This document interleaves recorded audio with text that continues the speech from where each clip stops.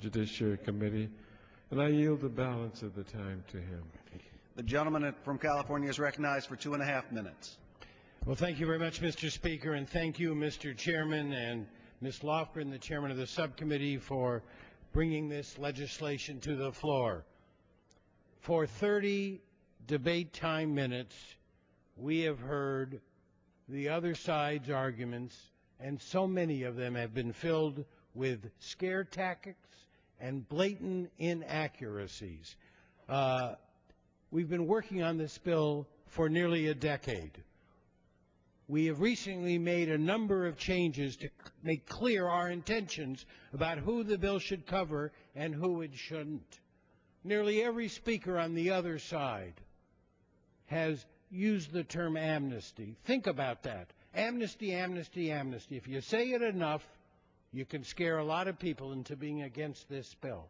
We're talking about a group of people who didn't do anything wrong. They didn't possess the intention to commit a crime or to cross the border illegally. They were brought here. This is a universe of people who deserve special consideration because the absence of wrongdoing is so clear. And for that, you use the term amnesty?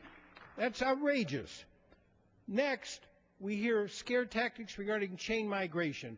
My good friend Dan Lundgren says these people, once we give them this status, will be able to petition for their adult siblings.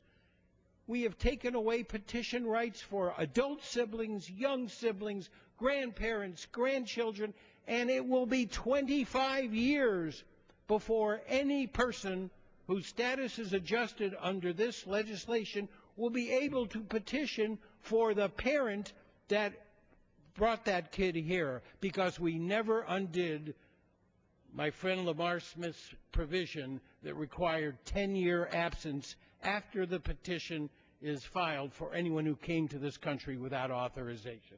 The chain migration argument is another bogus argument, just like the amnesty argument.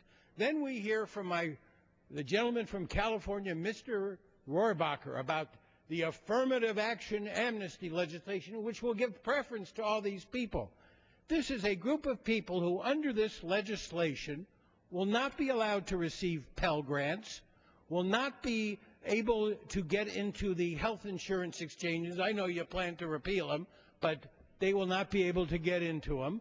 They will not qualify for food stamps. They're ineligible for the Medicare program. They're ineligible for the SHIP program. And you're talking about tremendous preferences over U.S. citizens? Another bogus argument. In closing, I would just say one sentence. In the end, this bill is less about the kids who deserve to benefit from the legislation, the country that will get the benefit of having them use their skills and their talents on our behalf. I urge and I vote. Time has expired.